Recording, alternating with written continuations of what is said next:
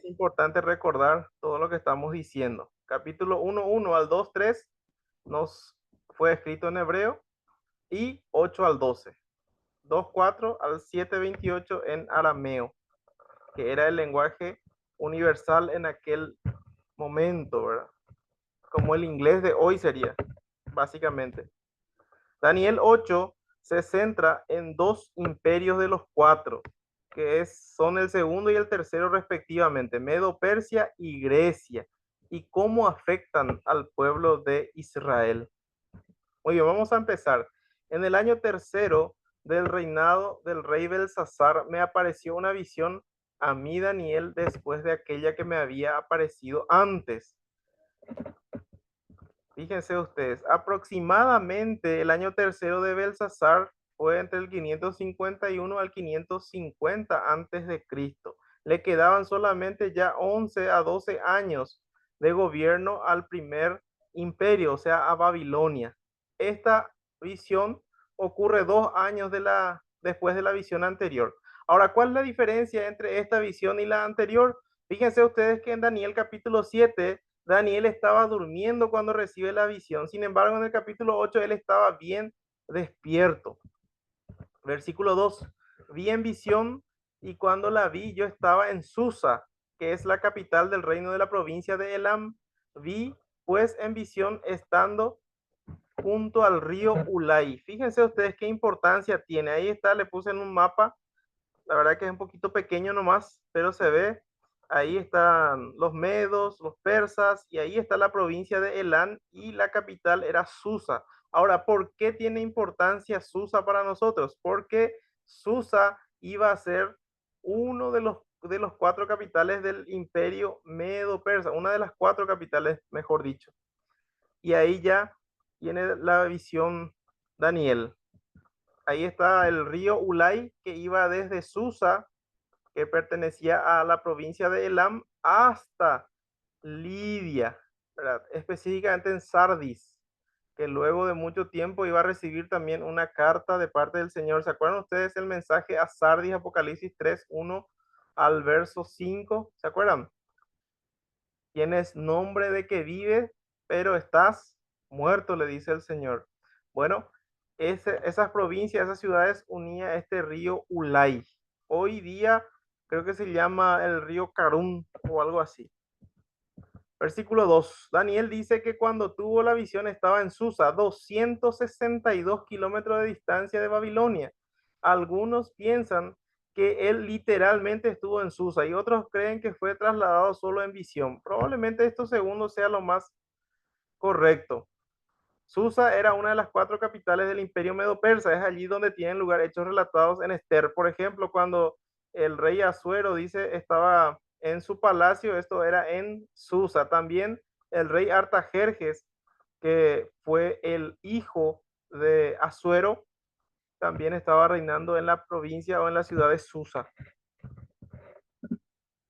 Alcé los ojos y miré y aquí un carnero que estaba delante del río y tenía dos cuernos, y aunque los cuernos eran altos, uno era más alto que el otro, y el más alto creció después. Ahí está el carnero, cuyo cuerno un lado era más largo que el otro. El profeta observa un carnero de dos cuernos que representa a Medo Persia, según la interpretación dada en Daniel 8:20, como vamos a llegar más adelante. Estaba delante del río Ulai. Este carnero tenía dos cuernos, pero uno era más alto que el otro. Representa a Persia que subyuga luego a los medos desde los tiempos de Ciro. Antes de esta alianza entre Media y Persia, realmente tenía más historial el reino de Media, pero luego, bajo el liderazgo de Ciro, empieza a crecer más el lado persa y prácticamente le subyuga totalmente hasta que después solamente los persas gobiernan y hacen a su antojo en el reino de los medo-persas, ¿verdad? Versículo 4. Vi que el carnero hería con los cuernos al poniente, al norte y al sur, y que ninguna bestia podía parar delante de él. ni había quien escapase de su poder, y hacía conforme a su voluntad y se engrandecía. Este es el carnero, ¿verdad? El hecho que el carnero hería con sus cuernos al poniente, al norte y al sur, nos habla probablemente de las campañas militares del Imperio Medo-Persa. Esto es paralelo a las tres costillas que tenía el oso en Daniel capítulo 7. ¿Se acuerdan ustedes? Que representaba a los tres últimos reinos que conquistaron antes de convertirse en imperio mundial, que eran Babilonia, Lidia y Egipto. Y eso es lo que se está representando acá, como el carnero hiriendo con sus cuernos al poniente, al norte y al sur. Eso es lo que explica el hermano Whitcomb, ¿verdad? Ya fallecido hace 4 años, ¿verdad? En 2018.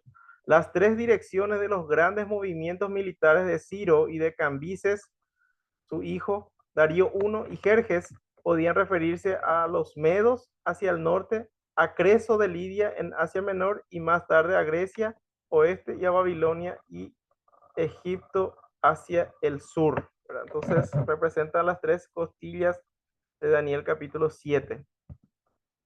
El resto del versículo dice, y que ninguna bestia podía parar delante de él, ni había quien escapase de su poder, y hacía conforme a su voluntad, y se engrandecía. Nos habla del poder y la fuerza, la potencia del imperio medo-persa, que por ese tiempo era invencible, indestruible. Mientras yo consideraba versículo 5, esto, he aquí un macho cabrío venía del lado del poniente sobre la faz de toda la tierra, sin tocar tierra, y aquel macho cabrío tenía un cuerno notable entre sus ojos. Ahí está el macho cabrío, que sus pies prácticamente no tocaban la tierra. En este versículo, Daniel ve un macho cabrío con un cuerno prominente que representa al imperio greco-macedonio, según el verso 21. Este animal venía del lado del poniente, o sea, del oeste, o sea, occidente, sin tocar tierra. Nos recuerda la rapidez de las conquistas del imperio griego bajo Alejandro Magno, que es representado aquí como el cuerno entre sus ojos. Dice la interpretación de Gabriel en el versículo 21 que era el rey primero, o sea, Alejandro Magno. Versículo 6.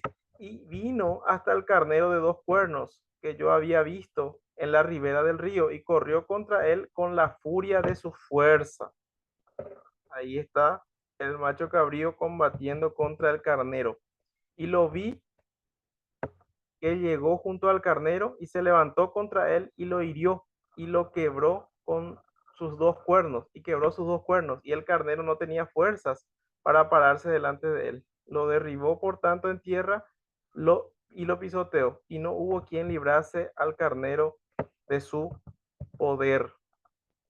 Este macho cabrío atacó al carnero y lo venció totalmente. Alejandro Magno conquistó el imperio persa y el mundo conocido de entonces en un periodo relativamente corto. En 10 años ya conquistó todo el mundo conocido de su época. Fue uno de los estrategas militares más brillantes de todos los tiempos, ¿verdad? El doctor Jeremiah en su libro Agentes de Babilonia dice algo al respecto, algo bien interesante. Grecia, bajo el mando de Alejandro Magno, conquistó más naciones y con mayor rapidez que cualquier otro rey de la antigüedad. En 13 años conquistó el mundo mediterráneo, gran parte del norte de África y Mesopotamia, e incluso llegó hasta la India. Y fíjense ustedes la acotación, sin perder siquiera una batalla. Era una mente brillante para los planes militares Alejandro Magno. En su visión, Daniel vio al chivo, la nación de Grecia, y al cuerno inmenso en la cabeza del chivo, Alejandro Magno, comandando al ejército griego.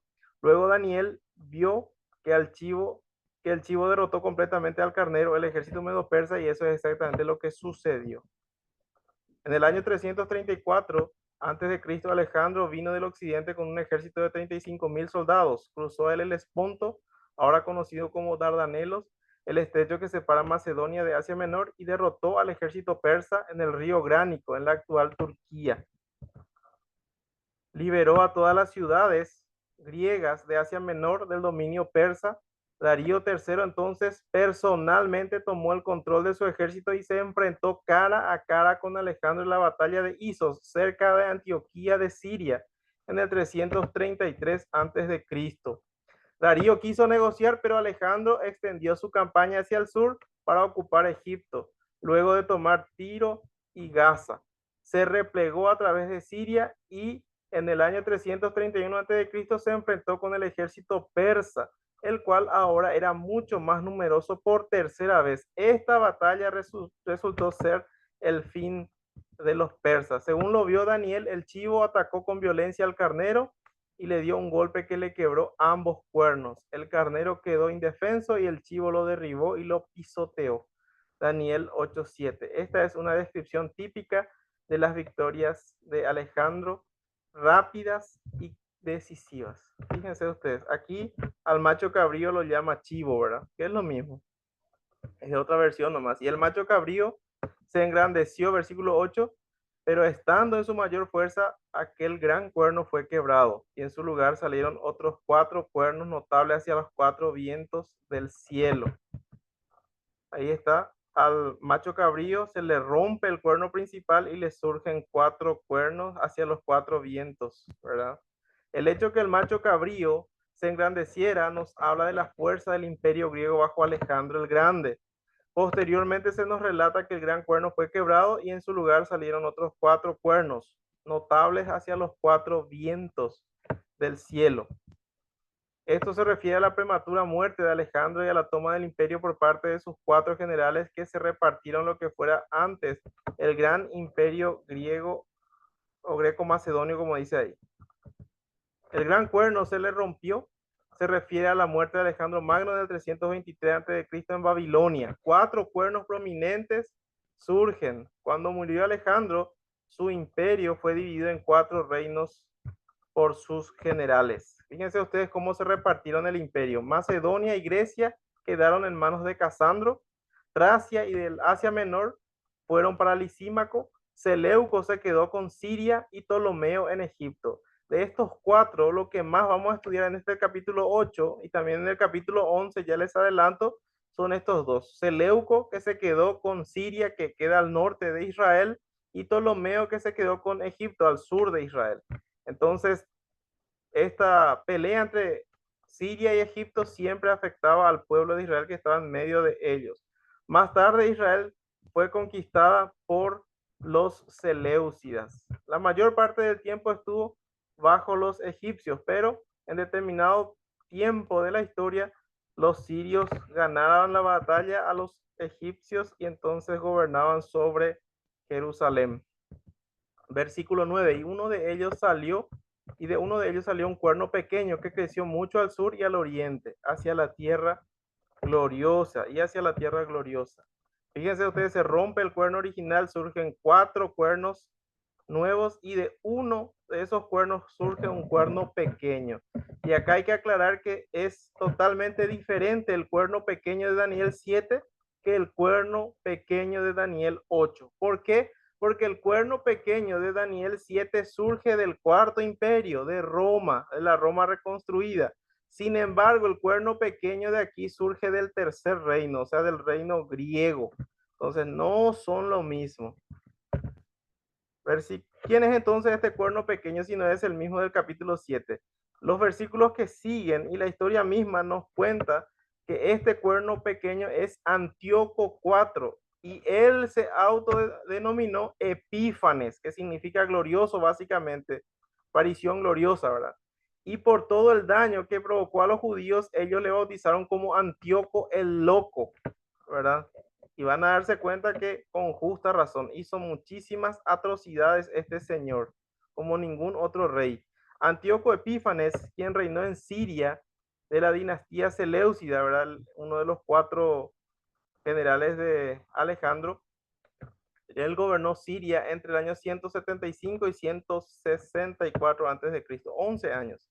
El texto nos dice que creció mucho al sur, al oriente y hacia la tierra gloriosa, venciendo a Egipto y cometiendo sacrilegio y profanando como nunca antes el templo de Israel.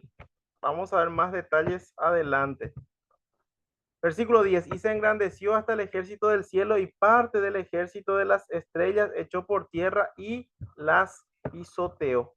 Y aún se engrandeció contra el príncipe de los ejércitos y por él fue quitado el continuo sacrificio. Y el lugar de su santuario fue echado por tierra, perdón. Y a causa de la prevaricación le fue entregado el ejército junto con el continuo sacrificio y echó por tierra la verdad e hizo cuanto quiso y prosperó. Fíjense ustedes cómo puede ser que este hombre, ¿verdad? Antíoco Epífanes, haya hecho todo eso y que se lo haya permitido el Señor, ¿verdad? Pero la causa fue a causa de la prevaricación. Después que volvieron ya los judíos de la deportación a Babilonia, no seguían con corazón recto al Señor. Es por eso que Él permite que se haga la abominación desoladora. Dice que este Antíoco, cuando fue a Jerusalén después de vencer a Egipto, venció y derrotó y mató a más de 100,000 judíos, ¿verdad? Y no solamente eso, entró en el templo, profanó, mató al sumo sacerdote que estaba legítimamente instalado en ese lugar y él empieza a poner a los sacerdotes, incluso levanta una estatua de Zeus en el lugar santísimo y manda a ofrecer un cerdo en el altar y del caldo que se hizo de ese cerdo empezó a esparcir en todo el templo. De esa forma profanó y dejó desolado el templo. Prácticamente ningún judío entró más en ese lugar y eso duró alrededor de casi 6 años y medio. Por eso dice ahí más adelante que la abominación desoladora duraría 2300 tardes y mañanas. Estos versos describen gráficamente todas las atrocidades que cometió este perverso rey sirio Antíoco Epífanes.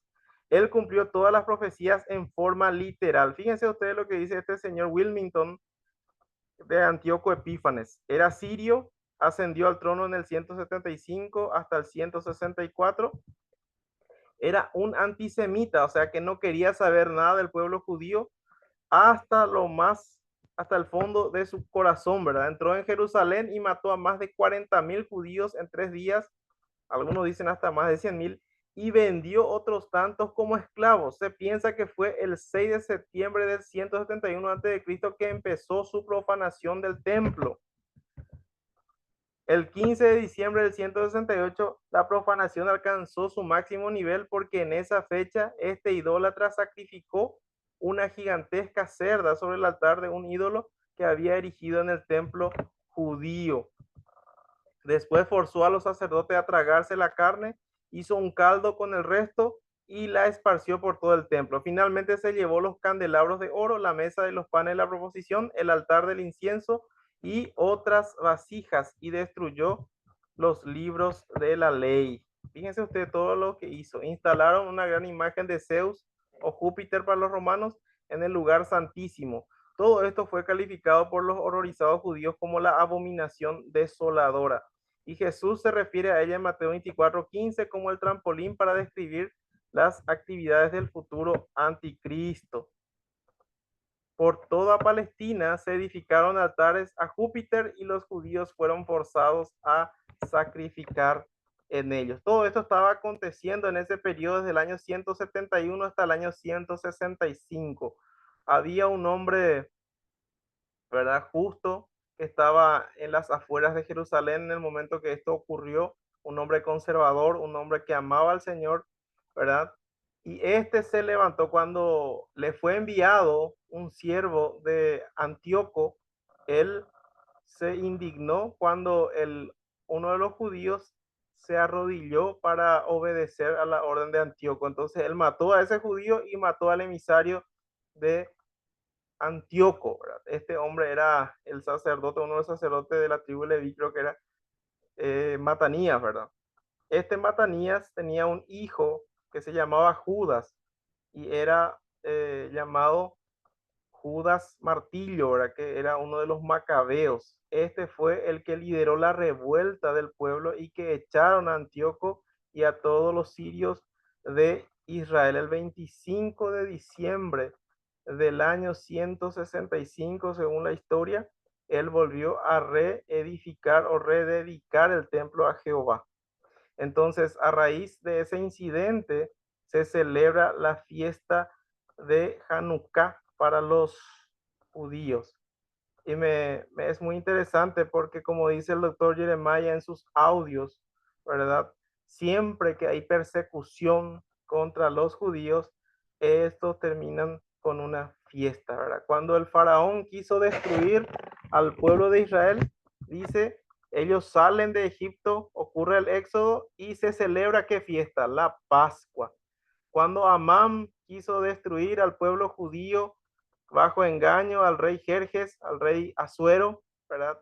Estos lograron sobrevivir, lograron vencer y se celebra la fiesta de Purim. Y ahora vemos que Antíoco quiso destruir a los judíos. Estos logran, con la ayuda del Señor, claro está, volver a tomar el templo y las actividades y reconsagrar al Señor, rededicar, y se celebra la fiesta de Hanukkah o de las luces que nos habla el Evangelio de Juan capítulo 10. La fiesta de las luces, la fiesta de la dedicación o la fiesta de Hanukkah, como dicen los judíos. Y ahí nosotros vemos claramente que el Señor cumple su palabra, porque dijo a Abraham, bendeciré a los que te bendijeren y maldeciré a los que te maldijeren. Nunca se va a poder destruir al pueblo de Dios, al pueblo de Israel. Entonces, siempre que el pueblo es perseguido hasta la muerte, terminan con una fiesta, ¿verdad? Ahí está la dedicación, está Zeus en el lugar santísimo. Imagínense usted qué abominación realmente para el Señor o para los judíos mismos. Terrible lo que pasaba en ese tiempo, ¿verdad? En el periodo intertestamentario. Todo esto que estamos estudiando se relata en el primer y segundo libro de Macabeos. Versículo 13. Entonces oía un santo que hablaba y otro de los santos preguntó a aquel que hablaba, ¿hasta cuándo durará la visión del continuo sacrificio y la prevaricación asoladora entregando el santuario y el ejército para ser pisoteados? Y él dijo, hasta 2300 tardes y mañanas, luego el santuario será purificado. Daniel nos cuenta a continuación una comunicación entre ángeles, que en este caso se los describe o se los llama santos. La pregunta del ángel fue, ¿hasta cuándo durará la visión del continuo sacrificio y la prevaricación asoladora entregando al santuario y el ejército para ser pisoteados? Y el otro ángel le responde, hasta 2300 tardes y mañanas, luego el santuario será purificado. Ahora, ¿a qué se refiere este tiempo, las 2300 tardes y mañanas? Lo más sensato es entender 2300 días. Fíjense ustedes que, por ejemplo, los días de la creación, Génesis 1, 5, 8, 13, 23, 31 y versículo 19, siempre que dice, y fue la tarde y la mañana un día, entonces significaba eso, 24 horas. Lo mismo acá que menciona 2300 tardes y mañanas, son 2300 días, aproximadamente 6 años y casi 4 meses. Aclarado este punto, tenemos que saber cuándo se cumplieron estos 2300 días. El periodo abarca unos 6 años y 4 meses, dice el doctor MacArthur en su Biblia comentada, en los que se sacrifica un cordero 2 veces al día, uno en la mañana y otro en la tarde. La profecía fue precisa en la identificación del tiempo que corresponde a la persecución de Antíoco, entre el 6 de septiembre del 171 y el 25 de diciembre del 165. Después de su muerte, los judíos celebraron la purificación de su lugar santo en el Festival de las Luces o Hanukkah, en celebración de la restauración liderada por Judas Macabeo. Versículo 15. Y aconteció mientras yo, Daniel, consideraba la visión y procuraba comprenderla, aquí se puso delante de mí uno con apariencia de hombre, y oí una voz de hombre entre las riberas del Ulai, que gritó y dijo, Gabriel, enseña a este la visión. Vino luego cerca de donde yo estaba, y con su venida me asombré y me postré sobre mi rostro. Pero él me dijo, entiende, hijo de hombre, porque la visión es para el tiempo del fin. Mientras él hablaba conmigo, caí dormido en tierra sobre mi rostro, y él me tocó y me hizo estar en pie. Y dijo, he aquí yo te enseñaré lo que ha de venir al fin de la ira, porque eso es para el tiempo del fin. Muy bien, es la primera aparición del ángel Gabriel aquí. Se le aparece al profeta Daniel para explicarle la visión que tuvo.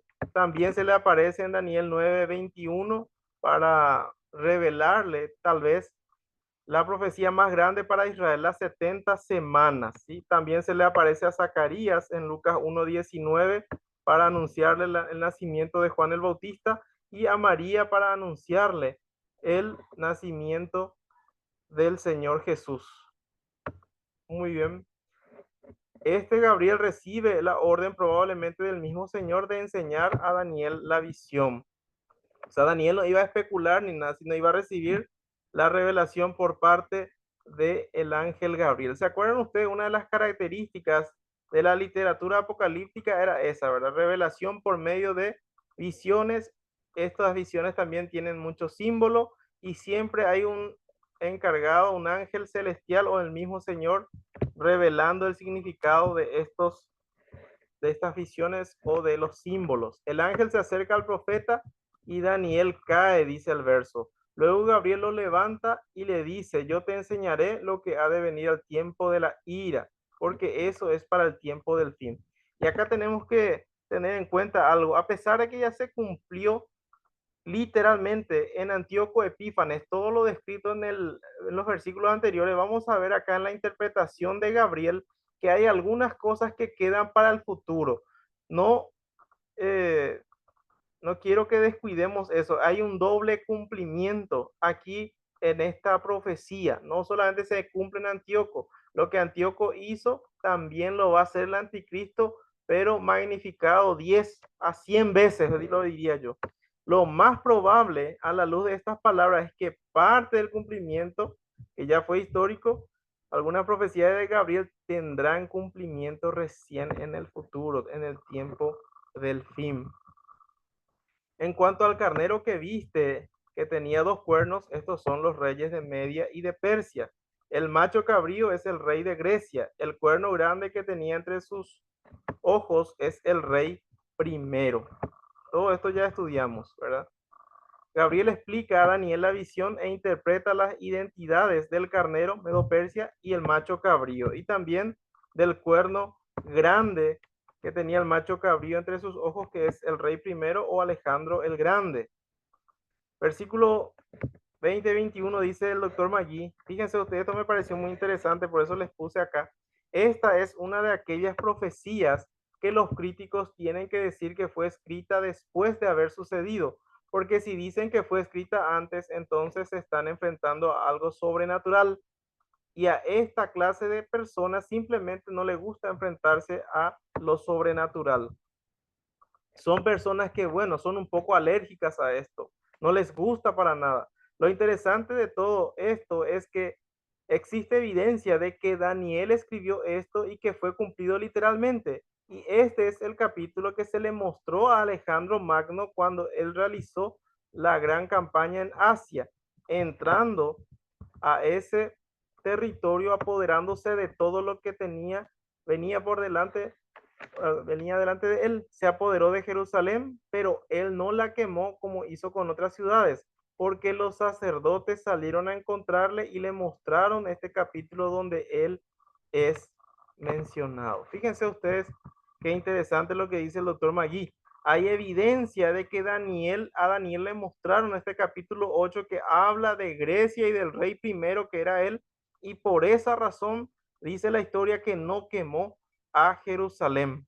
Qué interesante, ¿verdad? Entonces quiere decir que todo lo que está escrito en Daniel fue escrito antes, como nosotros creemos, y no como dice la crítica ya en tiempo de los macabeos, ¿verdad? Porque Alejandro vivió 200 años antes del periodo macabeo. Versículo 22, y en cuanto al cuerno que fue quebrado y sucedieron 4 en su lugar, significa que 4 reinos se levantarán de esa nación, aunque no con la fuerza de él. Y al fin del reinado de estos, cuando los transgresores lleguen al colmo, se levantará un rey altivo de rostro y entendido en enigmas. Fíjense ustedes por qué el Señor permitió todo eso. El versículo 23 es clave. Y al fin del reinado de estos, para los cuatro generales, cuando los transgresores lleguen al colmo, nunca el Señor castiga uno, dos, tres, cuatro, cinco pecados, sino cuando llega hasta el colmo. ¿Se acuerdan ustedes por qué el pueblo, los descendientes de Abraham, tuvieron que ir a Egipto 400 años? ¿Quién me puede responder esa pregunta? El Señor le dice a Abraham en conversación, bueno, tu descendencia se va a ir 400 años a Egipto, van a vivir como extranjeros, como esclavos, y después van a regresar para tomar esta tierra por heredad. ¿Por qué razón? Ahora, porque no respetaron ese, era, pues yo dije, La Biblia dice ahí en Génesis capítulo 18, dice, porque aún no ha llegado al colmo la maldad del amorreo que vive en la tierra. Por esa razón, el Señor envió a Egipto 400 años a su pueblo para que llegue al colmo. Y una vez que llegó al colmo, lo sacó con mano fuerza, demostrando su poder a Faraón y todo su pueblo, y volvieron a la tierra prometida y destruyeron a estos amorreos que ya eran el colmo, ¿verdad? Todo lo que hacían. Entregaban, dice la palabra, a sus hijos al fuego, idolatrías, montón de pecados, ¿verdad? Que ya el Señor no toleró. Eso es lo que pasó también. El pueblo volvió de la cautividad de Babilonia, pero algunos aún no seguían de corazón al Señor. Entonces estaban haciendo el trabajo a medias, ¿verdad? El trabajo en forma profesional, y eso no podemos hacer con el Señor, ¿verdad? Tenemos que hacerlo de corazón, amando su palabra, amándole a Él, amando a los hermanos también. Muy bien, el versículo 22, Gabriel explica que luego de la muerte de Alejandro el reino se dividiría entre sus cuatro generales, como ya mencionamos anteriormente. Y en el versículo 23 nos habla ya del perverso rey Seleucida de Siria, Antíoco el Grande o Antíoco Epífanes. Pero como veremos en los versos que siguen, no solo nos habla de Antíoco Epífanes, sino que además se proyecta al futuro anticristo escatológico. Fíjense ustedes lo que dice.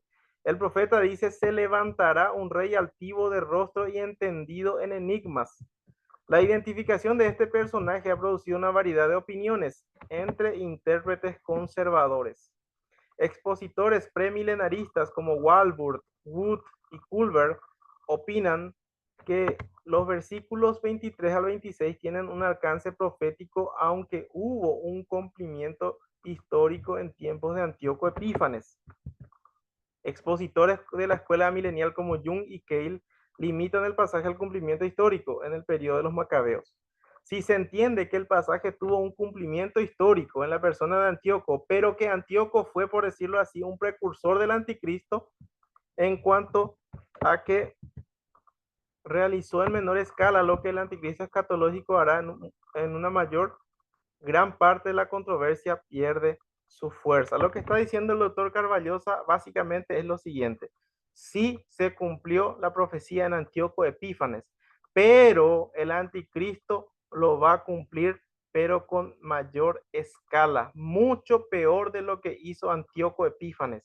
Eso es lo que está diciendo el doctor Carballosa. Este pasaje tiene un doble cumplimiento. Es decir, el rey altivo de rostro y entendido en enigma se refiere tanto a Antíoco Epífanes como al anticristo de los postreros tiempos. Antíoco hizo en parte lo que el anticristo hará en su totalidad. Y fíjense ustedes lo que dice en el verso siguiente, porque acá va a aclarar algunos puntos interesantes. Y su poder se fortalecerá, mas no con fuerza propia. Todo esto se cumple totalmente en el anticristo, ¿verdad? Quien va a gobernar bajo la autoridad o el poder de Satanás. Y luego dice la segunda parte del verso 24, y causará grandes ruinas y prosperará, y hará arbitrariamente y destruirá a los fuertes y al pueblo de los santos. 25. Con su sagacidad hará prosperar el engaño en su mano y en su corazón se engrandecerá y sin aviso destruirá a muchos y se levantará contra el príncipe de los príncipes, pero será quebrantado. ¿Y qué dice después? Aunque no por mano humana. Esto quiere decir que no, su existencia no va a ser, no va a tener fin por mano humana, sino será sobrenaturalmente aniquilado. Y esto se cumple en la persona del anticristo, porque Antíoco Epífanes cuenta la historia que murió en batalla, no fue por intervención directa del Señor. Tal vez utilizó a ejércitos enemigos, pero sin embargo el anticristo escatológico sabemos que va a morir o va a ser lanzado al lago de fuego al tiempo de la segunda venida de Cristo, por orden de nuestro Señor. Entonces, esta frase, aunque no por mano humana, nos hace pensar que realmente su cumplimiento final lo va a tener en la persona del anticristo, ¿verdad? Como hemos mencionado antes, en el verso anterior, Antíoco Epífanes cumplió la profecía en tiempo de los macabeos, asesinando a muchos judíos, profanando el templo, incluso cometiendo sacrilegio. Pero la segunda parte del verso se levantará contra el príncipe de los príncipes, pero será quebrantado, aunque no por mano humana, tendrá su cumplimiento en el anticristo, como estábamos diciendo ya. Versículo 26, la visión de las tardes y las mañanas que se ha referido es verdadera y tú guarda la visión porque es para muchos días. Y yo, Daniel, quedé quebrantado y estuve enfermo algunos días y cuando convalecí atendí los negocios del rey, pero estaba espantado a causa de la visión y no la entendía. Gabriel declara a Daniel que la visión acerca de los 2300 días es verdadera. Por observar todas las atrocidades y abominaciones que sufrirían sus hermanos, el profeta enferma, pero a pesar de estar enfermo, siempre seguía cumpliendo con sus labores o responsabilidades dentro del gobierno.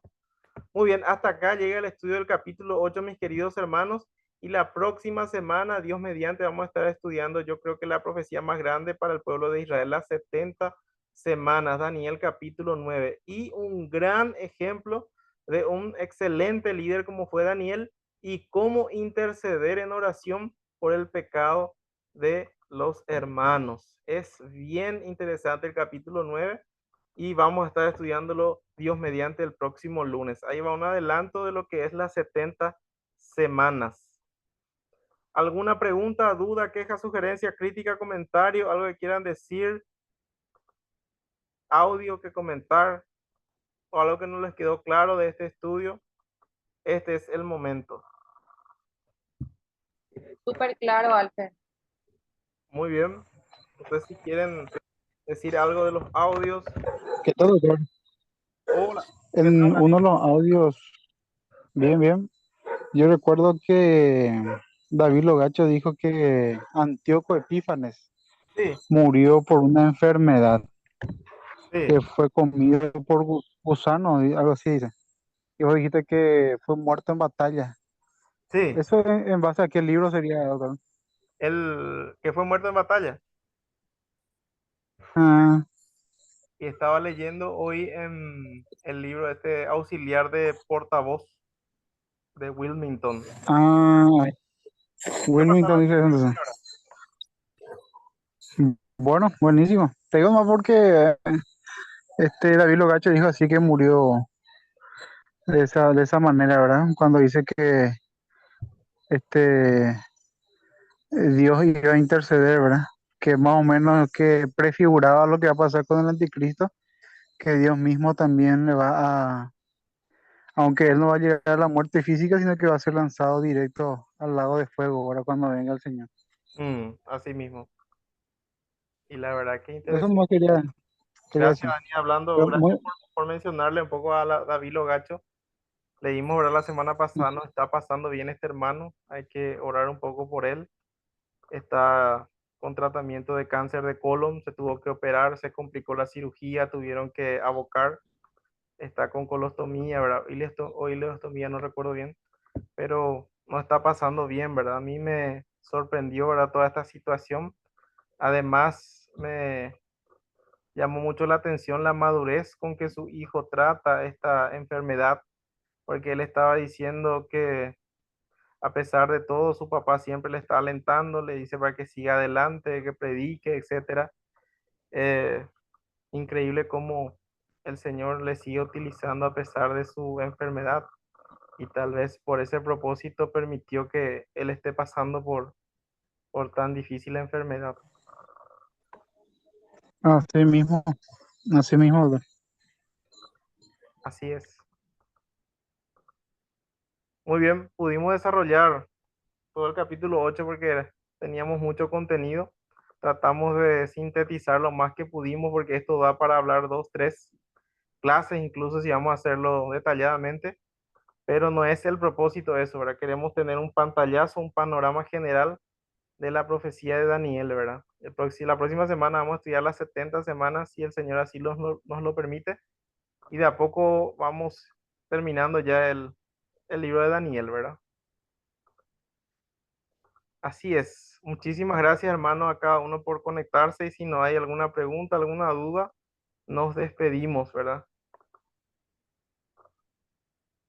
Gracias por todo, por tu tiempo, Alfred. Muy Manolo, bien. acá el versículo 10 Sí, así, a, a leer así rápidamente, uno piensa que está hablando de Satanás. O sea, yo por lo menos pensé, dice el 9, y de uno de ellos salió un cuerno pequeño que creció mucho al sur y al oriente y hacia la tierra gloriosa, y se engrandeció hasta el ejército del cielo, y parte del ejército, y de las estrellas echó por tierra y las pisoteó. así mismo. En realidad que si nosotros vamos a irnos por el significado, ¿verdad? Vemos que esa palabra, ¿verdad? El ejército del cielo y la estrella específicamente, generalmente se refiere a los líderes, ¿verdad? Si se acuerdan ustedes en Apocalipsis, cuando se dirige a los ancianos de la iglesia, dice, y escribe al ángel de la iglesia en Esmirna, por ejemplo, de la iglesia en la Odisea, siempre se refiere a como al ángel, ¿verdad? Y sabemos que esa palabra estrella, por lo que dice Job, capítulo 38, generalmente se utiliza en forma indiferente para hablar de ángeles, ¿verdad? Dice cuando alababan todas las estrellas del cielo y se regocijaban los hijos de Dios, ¿verdad? Sabemos que en el Antiguo Testamento esa frase, hijos de Dios, no se aplicaba a hombre alguno, sino a los ángeles, ¿verdad? Entonces, cuando dice ahí que él pisoteó al ejército del cielo, está hablando del pueblo judío, ¿verdad? El ejército judío y de sus líderes, sus sacerdotes, sus sumos sacerdotes, por ejemplo, el que estaba instalado ahí oficialmente como sumo sacerdote cuando vino la invasión por Antíoco Epífanes, era Onías, ¿verdad? En el año 171 antes de Cristo, y yo creo que eso es básicamente lo que está describiendo, pero como estábamos diciendo hace rato, la última parte realmente tiene un doble cumplimiento, por lo tanto lo que vos decís no es incorrecto, sino que yo creo que tiene su cumplimiento final total ahí en tiempos ya de la gran tribulación, cuando el anticristo, como dice Apocalipsis capítulo 13, persiga a los santos y mate a muchos de ellos. Eso es lo que dice la palabra de Dios. Así es que gracias Jorge por la aclaración, ¿verdad? Porque no solamente se cumplió en Antíoco, sino su cumplimiento final y total va a ser en la persona del anticristo, ¿verdad? Eh, ¿Algún otro comentario más? ¿Alguien quiere añadir algo más? Pastor,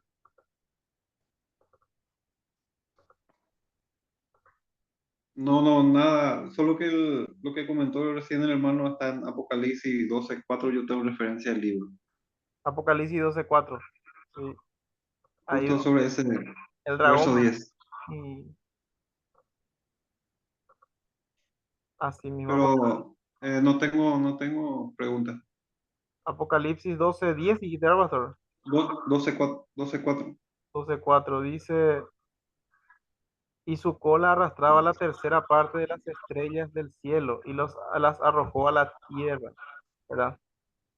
Y así como estábamos diciendo, como menciona en Job también. Así es. Entonces, mis queridos hermanos, muchas gracias, muchas bendiciones y Dani, no sé si está todavía conectado. Sí, sí, está ahí. Sí, quería nomás acá comentarle a los hermanos que al terminar el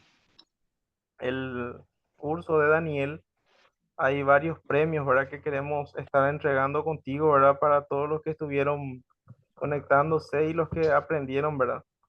Como una forma de incentivar al estudio de la palabra, ¿verdad? Eso es el objetivo y aprovechen los buenos Sí, materiales, sí, ¿verdad? sí. Que estamos ofreciendo, ¿verdad?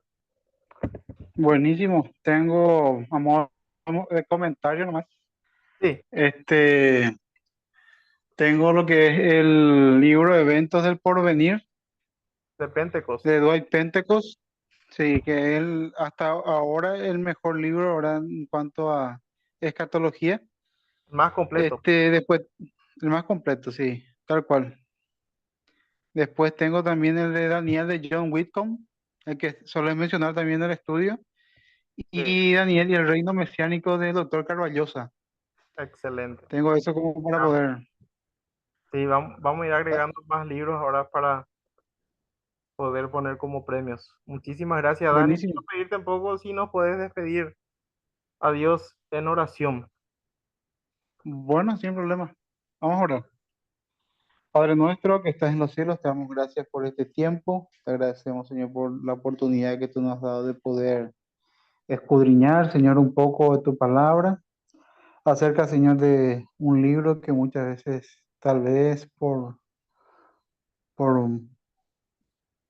tal vez no comprender, muchos cristianos, Señor, lo han descuidado, lo han pasado por alto. Queremos, Señor, ser diligentes en ese sentido. Queremos estudiar tu palabra, conocer, Señor, lo que tú nos permites escudriñar y a la vez también, Señor, a la vez de lo que vamos conociendo, a la luz de lo que vamos conociendo, también ser conscientes de que esto nos queda con nosotros, sino que tenemos que compartirlo con los demás. Como dice tu palabra, Señor, tu objetivo no es, Señor, que ninguno perezca, sino que personas hechas a tu imagen y semejanza, al igual que nosotros, también vengan al conocimiento del Dios Santo y puedan también, al igual que nosotros, alabar y glorificar tu nombre. Tú has revelado esto, Señor, hace más de 2500 años a tu siervo y aún faltan porciones por cumplir. Te glorificamos, te alabamos en todo, Señor, para que tú sigas haciendo, Señor, tu voluntad en el reino de los hombres y al fin y al cabo sabemos que el reino y la autoridad será de nuestro Señor Jesucristo. Gracias por los que están presentes, tu gracia, tu misericordia, tu bondad esté con cada uno, Señor, para que ellos también puedan estar asimilando esta enseñanza y a la vez, Señor, pensando de que estamos próximos al final cumplimiento de lo que dice allí. Gracias por todo y así nuestro descanso también lo dejamos en tus manos en el nombre de Jesús. Amén. Amén. Bendiciones, hermanos. Que descansen Gracias, gracias, gracias. en una semana. El campamento. Del Sí, campa, del cierto, sí, campamento hablando Alpe. del campamento, sí. Bendiciones, hermanos.